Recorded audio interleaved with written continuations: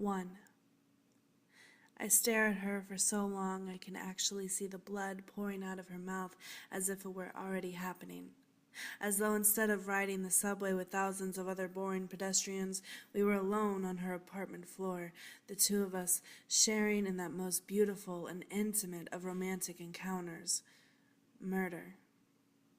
I'm making her uncomfortable by staring at her, but I can't stop, and it pisses me off anyways because I know that if I looked like Brad Pitt, she would be blushing and giving me shy little smiles that said, "Take me, oh please take me, because I'm a shallow and materialistic whore, and I will let you do anything you want to me as long as you are rich and beautiful." She's shifting uneasily in her seat, completely unaware that this act only makes my blood pump faster. It's already over. She's mine.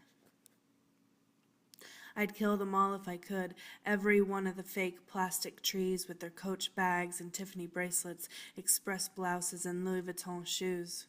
All of them going to the gym to work after their dinners of salad and yogurt, then having meaningless affairs with their personal trainers to fill the gaping hole in their meaningless lives. They're soulless whores, and they're trying so hard to be normal that they have become parasitic freaks of a society that wittingly embraces them, a consumer market that preaches morals but cares only of the contents of your wallet. Finally, she gets up and moves with several grunts of disgust. I smile my best vile smile and resist an urge to stick out my tongue through my fore and middle fingers. I don't want any of the other passengers to remember me due to a childish act of intimidation. "Do you remember seeing anyone strange on the train with her?" "Why, yes, officer, as a matter of fact I do. There was this greasy-looking man, quite scary, that was staring at her the entire time. I remember because he was sticking his tongue out through his fingers like this." She walks to the other end of the subway car and stands at the door, sneaking glances back in my direction to see if I'm still watching her. I am. I wink and then go back to reading the Metro. She gets off at the next station, New England Medical Center, which I know isn't her stop because I followed her home before. She obviously doesn't know this and thinks she is fooling me by getting off a stop early and waiting for the next train. Fat good of luck it's going to do her. It actually makes things easier for me because now I don't have to worry about her spotting me following her home. I can be there waiting for her if I want. Less than an hour later, when she opens the door and walks into her lush Back Bay apartment, I'm standing perfectly still, like the gargoyles that uselessly guard her building on the stoop out front. I'm in the corner of her living room, as deep in the shadows as I can manage, and I barely even breathe. I wait, and my adrenaline is running amok inside me, and I sweat it out, staying disciplined to ignore the excitement and anticipation and remain silent and still. She is so secure in her plastic world she doesn't even see me. She puts down her Coach bag and takes off her shoes, which cost more than anything I am wearing combined, and puts her lunch.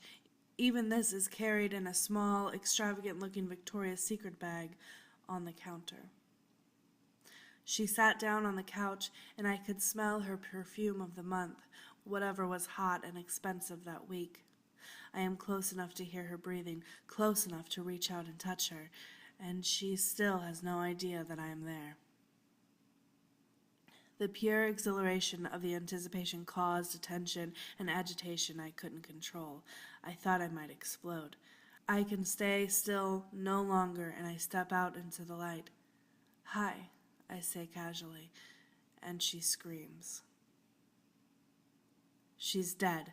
It's done, and there's blood everywhere, but even though this usually relieves the tension and eases the headaches, I'm madder than ever and more worked up than when I came. The bitch had mace in her front pocket. In her front pocket. Who the hell carries it in their front pocket? All these silicone sluts were the same, and they all carried it in their purse. All of them. I must have really put a scare into her on the train. I hate invariables, and as I look around to ensure I haven't left behind any incriminating artifacts, I decide I have to find a better way, an easier way. Satisfied, I leave the dead skank's apartment and head home by the light of the city. 2. Here I am at the mall. I despise malls. It's like a training camp for control freaks, possessive and materialistic women, and wannabe models. The guys in this genre or clique or whatever you want to call it are no better, believe me. With their shaved chest and manicured fingers, their spray-on tans and American Eagle jeans, they're just a bunch of macho females. This is exactly what I've come here to become. I'm going undercover, and I need to study some of my subjects if I want to have any kind of success. It has to be believable. Big sunglasses. I need big sunglasses. I find a pair that the salesgirl says are cute on me. I feel like a clown. This isn't going to be easy. It represents everything I loathe about this culture. But I need to start making changes from the inside. I want to break this society down brick by brick, make it question its innocence and purity, and at the very least, they will realize that not only were they vulnerable, their behavior and morals have made them targets. I pay $400 for 3 pairs of jeans at Abercrombie & Fitch, and they look as though they had a previous owner who didn't take very good care of them. Apparently the in thing is to pay top dollar for clothes that are manufactured to look used and old. Some of the jeans I saw even had paint splattered all over them. Why don't we just go to a thrift shop, buy an old pair of jeans, then go home and paint the house? Same result, much less money. But that was the point, wasn't it? The more you spend, the cooler you are. You're paying for a label so everyone can see how much cool you bought. Why not leave the price tags on everything? Oh, you bought the 175s? I got the 180s. I'm way more cooler than you, loser. Yeah, well, my hat is an 80 and my sneaks are 200, so beat off. I feel completely out of place in Banana Republic. People are eyeing me warily because they know I don't belong there. Even the salespeople seem to want me to leave. They must figure someone like me has no money to spend. Their sneers are making me sweat with rage, and there is a woman by a slacks rack giving me particularly nasty looks. She seems to be saying, "What the hell are you doing in here? I have to breathe the air in here and you're intoxicating it. Go away, you're disgusting, and just your presence is bringing down the sanctity of the Holy Republic." I want to rip her larynx out and feed it to her.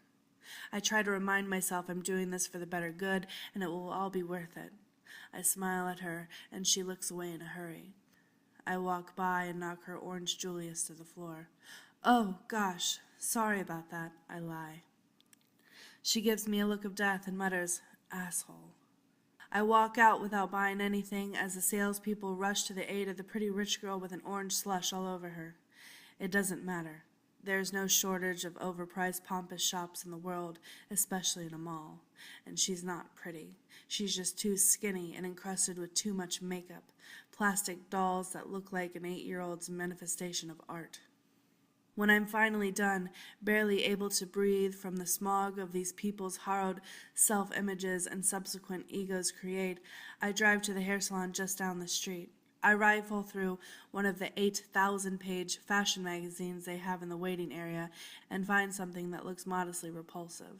The popular item seems to be a fade with the top slicked down and straight forward, with the front bangs sticking straight up. Also, a big item is the just rolled out of bed look, which probably goes great with the $150 used and dirty jeans.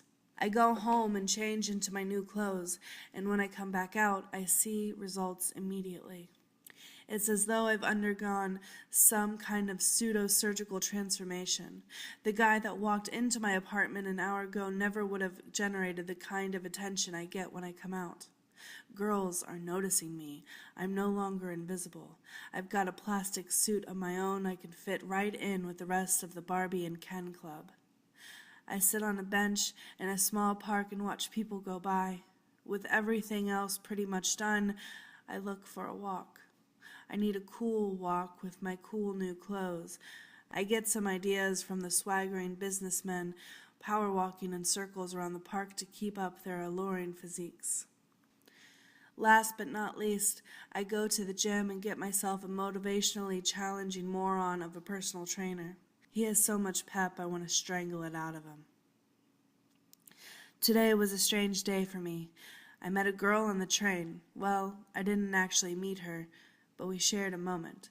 She smiled at me, and even though I was wearing my new identity, I knew it was more than that. She smiled into my eyes. It was a warm, kind, and shy smile that made me feel good. And although she was dressed like one of the enemy, there was something more to her than that. She wasn't wearing any makeup, for one. She was naturally striking without it, dirty blonde hair and blue eyes with a trace of freckles spackling her cheeks. I sensed she was different, somehow, almost as if she was undercover herself. She seemed uncomfortable and alien in her own clothes, and I thought maybe she was only one of the lambs just trying to save herself from the humiliation of being a daily outcast.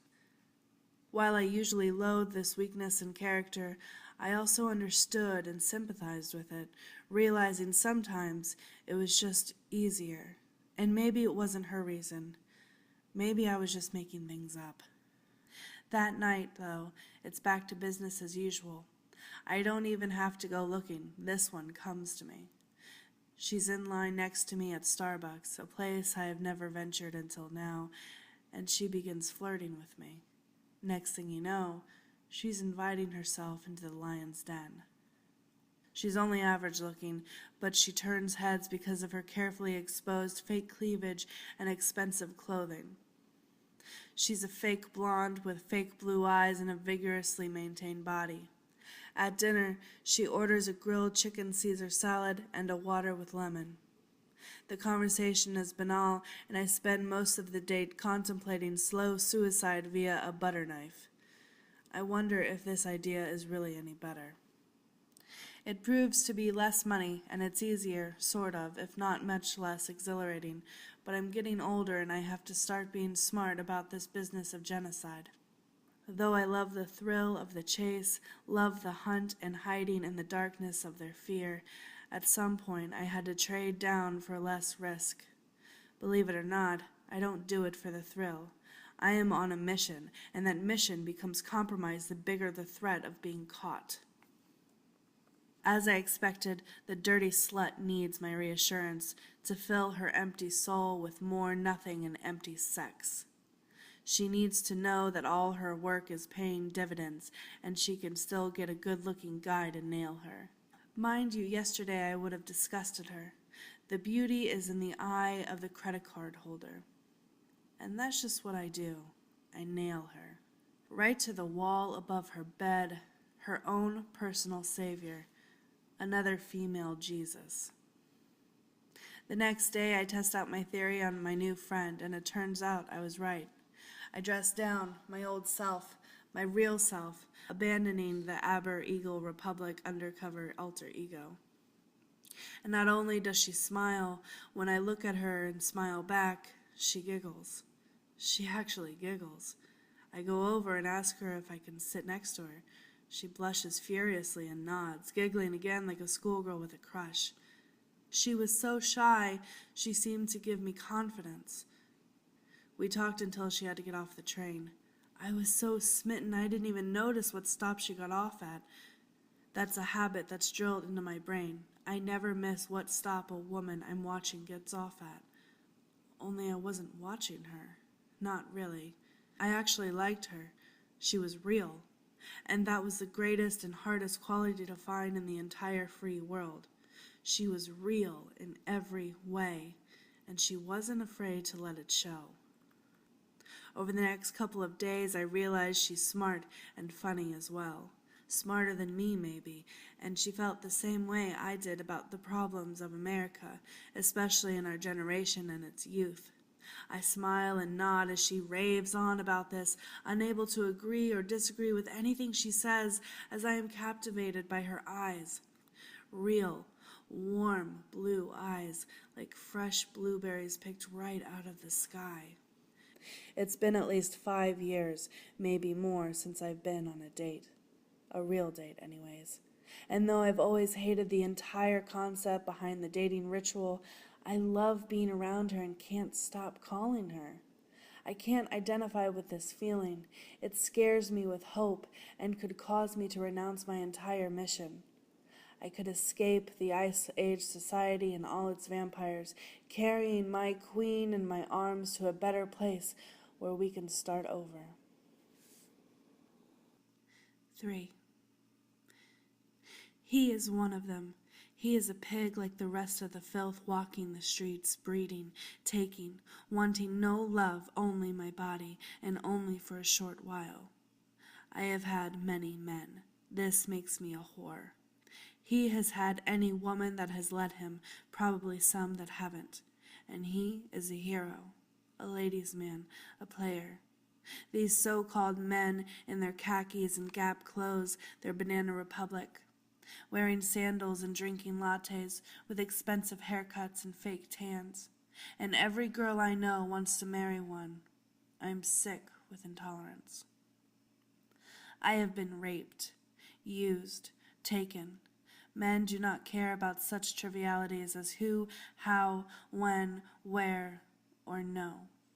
They take, they insert, they leave, and he is one of them. I am no victim, no more. I give them what they want, give back a piece of their childhood. Let them look, let them stare. I am a spider web. I am a spider. They are flies, flies and pigs and filth. I am the maid. I clean, I cleanse their souls. He wants me. One smile is all it took. Smile at a man, and he is yours to take home, a pet. They think they know. They think they own. Believe you are in control all you want. Become weak and foolish. You are mine. If they penetrate you, they love you. I used to believe that. Why else would they hold me down, cover my mouth, muffle my screams? You can't tell. Never tell. They won't love you then, and no one will help you. No one will believe you. You are alone, cold. Darkness becomes shelter and rain washes away. But never a victim. Choose to be their mothers. Mother is the word. Every man seeking plight back to the womb. I am here for you, my son. Come bleed for me. Suck from me my life, and I will give you yours. Bibles are stupid. God is just another man, and if he created them from his image, then his image is broken and ugly, hateful and crude. There is no Savior, and you will die as a result of my sins. Father, forgive me, but I am going to kill you. Come. 4. I need to come out of my fog. She is confusing my way. I have become lost. I have to kill her because I am becoming to love her. She is the one. This is a confrontation, and I am on the bottom. I've got to find my way back to the surface. Breathe. She is here, in my lair, and I can't believe I have let her in. My weak side is taken in by her. She is a good one, it says. She is the one. She can make it all stop, make it go away. The screaming, the fear, the must of everything. She is mother. She can make the pain stop. No. She is just another face of the enemy, and my head splits, screams. I must stay the course. She has the power to make this cover my life, make it real. She is real. I am fake. I must go to her and make it end. We make love as one. I feel the cold of steel enter my abdomen, and I can't see her. Only the blood is warm, and darkness swarms the fading world. She is mine. I feel my life seeping up through my throat, choking. I gag on her and I look up to see an angel.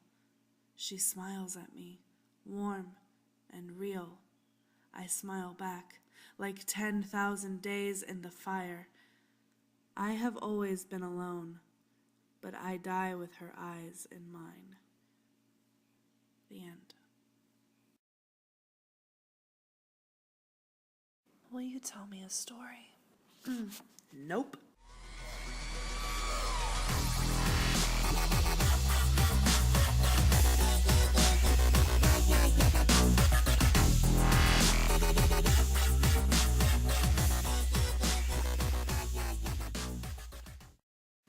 completely unaware that this act only makes my what? I'm in the corner of her living room, as deep... Why? Stop gasping. Jesus. No, no, no, no. She sat down on the couch. The couch. Fuck. Come on. And I need to study some of my subjects if I want to have any kind of success. Bit my tongue, motherfucker. I pay $400 for 3 pairs of jeans at Abercrombie & Fitch, and they look as though they have... I think that's a bit much, isn't it? I don't know. And just the presence of you is bringing down the sanctity of the Holy Republic. Wait. Shit. Barely able to breathe from the smog these people's harrowed... Can you just read it? Fade with the top slicked down and straight forward, with the front bangs sticking straight up. Maybe if you're in middle school. I haven't seen that in fucking years. That was ladylike. Abandoning the Aber Eagle Republic undercover alter ego. That's a mouthful. God is just another man, and if he created them from his image, then his image is... Fuck. I was on a roll.